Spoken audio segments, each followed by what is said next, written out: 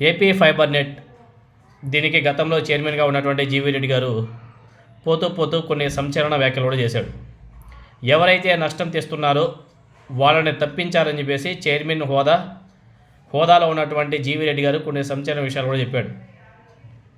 మరి ఆయన ఎందుకు సడన్గా అక్కడి నుంచి రాజీనామా చేసి వెళ్ళిపోయాడు, రాజకీయాలకు దూరంగా ఉంటా, ఇంకా ఎటువంటి రాజకీయ మాటలు మాట్లాడడం, ఏ పార్టీకి సపోర్ట్ చేయని చెప్పేసి మాట్లాడాడు. కానీ తర్వాత మళ్ళీ తెలుగుదేశం పార్టీకి వత్తాసు పలుకుతూ ఆయన మళ్ళీ ఏదో చిలుకు పలుకులు కూడా రాస్తున్నాడు, పోస్ట్ కూడా చేస్తున్నాడు. ఎనీహౌ, అయితే అక్రమార్కులకే ప్రభుత్వ పెద్దలు వత్తాసు పలుకుతున్నారని చెప్పేసి గ్రహించినటువంటి ఈ జీవీ రెడ్డి ఆ సంస్థను ఉద్ధరించడం తన వల్ల అయ్యే పని కాదని చెప్పేసి తానే అక్కడి నుంచి సైలెంట్గా వెళ్ళిపోయాడు. అంతేకాదు తర్వాత పరిణామాలన్నీ మనకందరికి కూడా తెలిసినవే. అయితే ఇక్కడ మెయిన్గా జీవీ రెడ్డి గారు ప్రధానంగా ఆరోపణలు గుప్పించింది ఫైబర్ నెట్ ఎండి దినేష్ కుమార్, ఐఏఎస్ ఆఫీసర్ అయిన, అలాగే మరో ముగ్గురు ఎంప్లాయీస్ మీద కూడా చేసినట్టుగా ఉన్నాడు.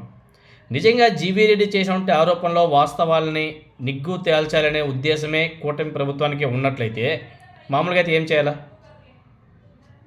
ఇన్వెస్టిగేషన్ చేయించాలా, అంతే కదా. కానీ అవేవి చేయకుండా సైలెంట్గా ఎవరి మీద అయితే జీవీ రెడ్డి గారు ఆరోపణలు చేశారో అదే ఐఏఎస్ ఆఫీస్ దగ్గర నుంచి ఏదో విచారణ చేయించి అక్కడి నుంచి నివేదిక కూడా తెప్పించుకున్నాడు. ఆరోపణల మీద ఒక ఉన్నతాధికారితో విచారణ జరిపించి నివేదిక తెప్పించుకోవాలి. కానీ ఈ కూటమి ప్రభుత్వం ఏం చేసిందంటే, ఎవరైతే ఆరోపణలు ఎదుర్కొన్నారో ఆ దినేష్ కుమార్ ఐఏఎస్ ఆఫీసర్, ఆయనతోనే నివేదిక ఇప్పించుకుంది.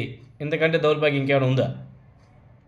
ఏపీ ఫైబర్ నెట్లో అసలు ఏం జరిగిందో దినేష్ కుమార్ వాస్తవాల్ని నివేదిక రూపంలో మంత్రి జనార్దన్ రెడ్డికి సమర్పించారట.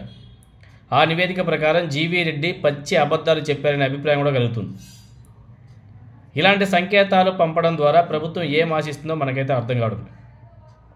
అదేవిధంగా మంత్రికి దినేష్ కుమార్ గారు సమర్పించే నివేదికలో నిజాలు నేతి బీరకాయలు నెయ్యి అదే సామెత ఉంది కదా, ఆ విధంగా ఉంది. ఒక విధంగా చెప్పాలంటే గత 5 నెలల్లో, అంటే కూటమి ప్రభుత్వం అధికారం చేపట్టిన తర్వాత ఒక నెల తీసేసినా కానీ తర్వాత నుంచి, అంటే లాస్ట్ ఒక 5 నెలలు మీరు క్యాల్కులేట్ చేసుకుంటే 9,758 కనెక్షన్లు పెంచినట్టు నివేదికలు పేర్కొన్నారు. కానీ విశ్వసనీయ సమాచారం ప్రకారం కూటమి ప్రభుత్వం వచ్చిన తర్వాత 50,000 కనెక్షన్లు తగ్గాయంట. దాన్నే ఆయన జీవీ రెడ్డి కూడా ప్రశ్న పెట్టి చెప్పడం జరిగింది. దినేష్ కుమార్ నివేదిక ప్రకారం కనెక్షన్లు పెరిగితే ఆదాయం కూడా పెరిగి ఉండాలి కదా. ప్రత్యేకంగా కనెక్షన్ల ఆదాయం ఊసేలేదు, దాంట్లో ఊసేందుకు లేదు. మరి ముఖ్యంగా నెట్వర్క్ బ్రాండ్ విత్తును సమర్థవంతంగా వినియోగించడం ద్వారా ప్రతి సంవత్సరం 5 కోట్లు ఆదా చేశామని చెప్పేసి ఆయన నివేదికలో కూడా చెప్పాడు.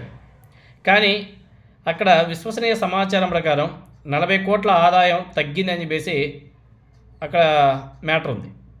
ఆల్రెడీ ఇంతమందిని తీసేయాలని చెప్పేసి జీవీ రెడ్డి ఇచ్చినటువంటి ఆదేశాలు అమలు కాలేదన్నదే ప్రధాన ఆరోపణ. జీవీ రెడ్డి వెళ్ళిపోయిన తర్వాత 2-3 రోజులుగా మాత్రమే 200 మందిని తొలగించినట్లు డేటా కూడా చూపిస్తున్నారు. జీఎస్టీకి సంబంధించి 18% వడ్డీ, జరిమానాతో కలిపి 377.14 కోట్లు చెల్లించాలని 2025 జనవరి 23వ తేదీన జీఎస్టీ నుంచి మరో నోటీస్ అందినట్లు ఐఏఎస్ ఆఫీసర్ దినేష్ కుమార్ గారు నివేదికలో తప్పుడు సమాచారం కూడా ఇచ్చాడు. మరో నోటీస్ అనడంలోనే తన తప్పును తానే బయటపెట్టుకున్నాడు. ఇక్కడ 2024లోనే జీఎస్టీ నోటీస్ ఇచ్చింది, దాన్ని పట్టించుకోకుండా చెత్తబుట్టలో పడేయడంతోనే జరిమానా విధిస్తూ భారీ మొత్తంలో చెల్లించాలని చెప్పేసి జీఎస్టీ స్పష్టమైన ఆదేశాలు కూడా ఇచ్చింది. అంతే, కరెక్టే కదా. అంతకుముందు ఇచ్చినటువంటి నోటీస్కు స్పందించకపోవడం వల్లే ప్రభుత్వం భారీ మూల్యాన్ని చెల్లించుకోవాల్సి వచ్చిందని చెప్పేది వాస్తవం. ఇది ఎందుకంటే దానికి పెనాల్టీ వగైరా పడి ఉంటాయి కాబట్టి ఎక్కువ పడి ఉంటుంది. నోటీస్కి ఆదేశాలకు తెలియనంత అమాయక స్థితిలో జనం అయితే ఎవరు లేదు కదా. మరి 3 నెలల్లోగా వివరణ ఇవ్వడం కాదు, అప్పీల్ చేసుకోవాల్సి ఉంటుంది. అది కూడా 15 కోట్లు చెల్లించాల్సిన దుస్థితి. అలాగే సంస్థ ఖాతాల పర్యవేక్షణలో నిర్లక్ష్యం వహించే ఆడిట్ సంస్థను బ్లాక్ లిస్ట్లో పెట్టామని చెప్పేసి దినేష్ కుమార్ గారు చెప్తున్న దాంట్లో నిజం ఉందా అంటే అది కూడా ఒక పెద్ద క్వశ్చన్ మార్కే. ఆ సంస్థనే దినేష్ కుమార్ వేధింపులు తట్టుకోలేకపోయినట్టు వాళ్ళు చెప్తున్న ప్రకారం నిజం.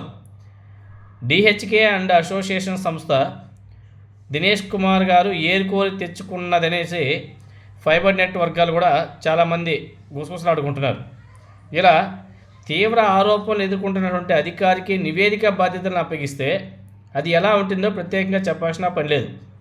ఎందుకంటే ఆల్రెడీ జీవీ రెడ్డి గారు చెప్పాల్సిన మొత్తం కూడా చెప్పేశాడు. ఫైబర్ నెట్లో ప్రభుత్వ పెద్దలు ఎవరో ఏదో కోరుకుంటున్నారని చెప్పేసి కొంచెం అర్థమవుతుంది.